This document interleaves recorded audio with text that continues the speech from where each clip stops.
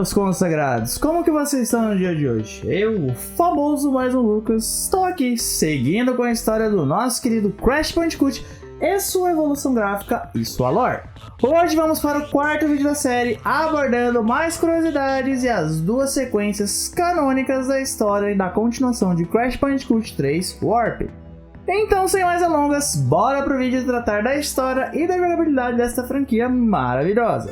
Em se tratando de jogabilidade, após alguns anos do lançamento de Crash 3, temos o lançamento de Crash Bandicoot The Wrath of Cortex. Esse jogo, lançado em 2001 para PS2 e posteriormente para Xbox e GameCube, sendo o primeiro jogo não exclusivo do PlayStation, foi devidamente criticado e tem, de modo geral, críticas mistas em sua avaliação. Afinal, ele foi considerado basicamente uma cópia de carbono de Crash Bandicoot 3. São os mesmos 25 cristais, as gemas bônus são coletadas da mesma forma, do mesmo modo que as relíquias de seu time trial. O que muda basicamente é a ambientação devido ao plot ser diferente, o que fez com que o Wrath of Cortex vendesse muito menos do que seus predecessores. Uma curiosidade também é que foi o primeiro jogo que não foi produzido pela Naughty Dog. E mesmo assim, a Naughty Dog tem muito carinho pela franquia que ela deu início. Tanto que existem vários easter eggs em vários títulos da Naughty Dog, como em The Last of Us 2, Jak and Daxter e Uncharted 4.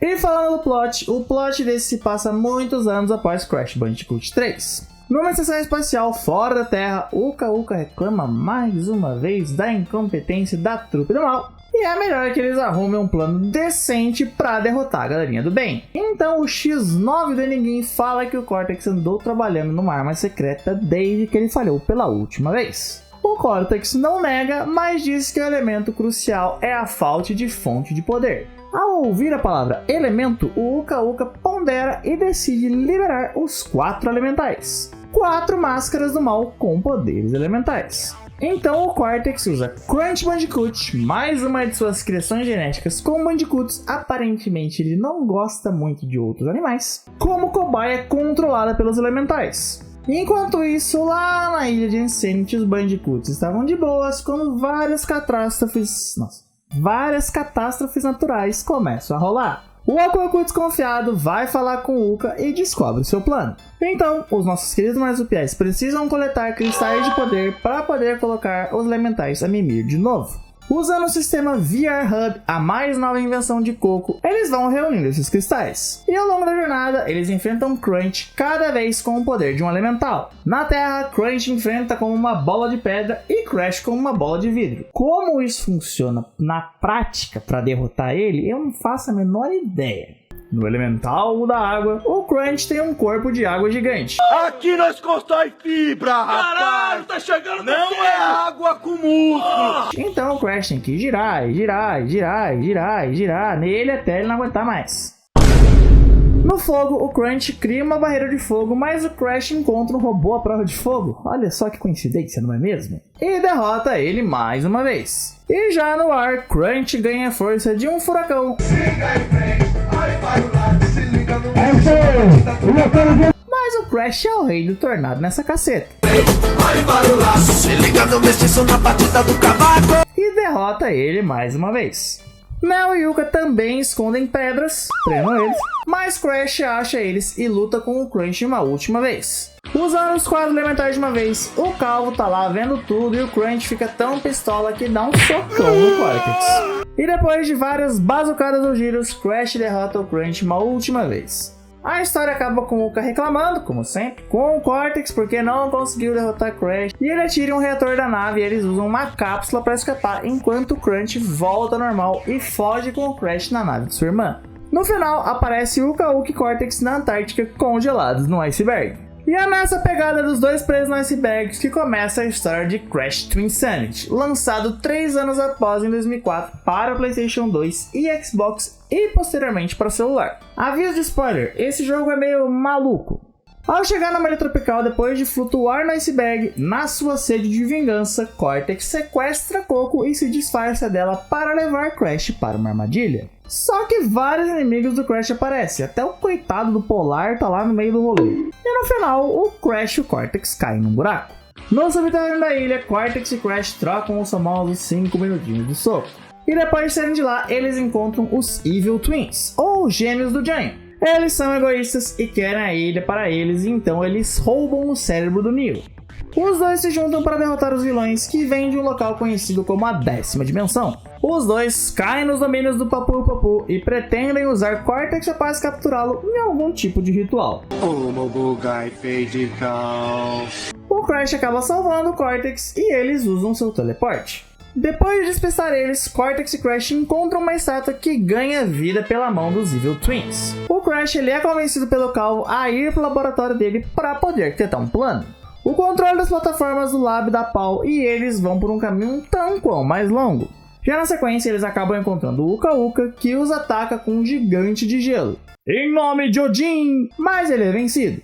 O Aku Aku convence o Uka a se unir à dupla e as duas máscaras vão até a 10ª dimensão enfrentar os Evil Twins, porém sem sucesso. E a partir daqui começam os rolês malucos. Chegando no Lab, eles encontram um Coco que vai atacar o Doutor, porém ele acidentalmente petrifica ela.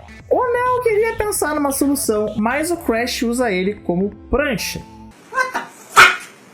E desce uma ladeira destruindo a casa do Jingle Dial com uma bola de neve. O Neo volta pro Lab e o Crash encontra o navio do Enigin e depois ele dá um rolê no barco, ele é atacado pelo próprio. Porém, ele destrói a plataforma e os dois caem. E nisso o Crash encontra uma morsa Rusty, que o confunde com a carne que ele ia cozinhar e persegue ele. Cara, tu já viu a carne que você vai cozinhar se mexendo, caralho? Porém, ela fica presa numa porta. O marsupial cai em um lugar cheio de TNTs e o Enigin reaparece e acidentalmente aciona as TNTs e lança Crash longe igual uma tacada home run de beisebol. Ele cai numa plataforma de gelo pequena onde estão Trope e Brio. O Brio toma o seu Whey, entra na água e depois ele aparece como Dr. N.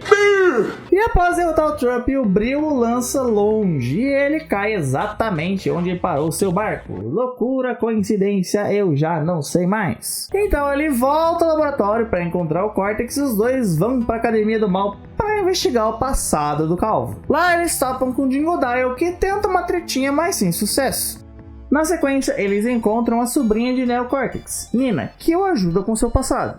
Ele também revê sua antiga professora de maldades. A McGonagall reversa Madame Amberly e logo se lembra a verdade sobre os vilões. Eles são periquitos, Victor e Moritz, que foram usados em seus experimentos quando ele tinha 8 anos e foram mandados para outra dimensão. Ele volta ao Lab e consegue localizar a ilha dos Evil Twins. Chegando na ilha, o marsupial Gabriel Medina usa o Cortex como prancha de novo. Perseguindo uma criatura que se descobre depois que é o Evil Crash, uma Crash da 10ª dimensão que estava usando a Nina como prancha. Não fala mais nada. E depois de chegar na casa do Evil Crash, ele persegue o Cortex e a faxineira Crash vai liberando o caminho.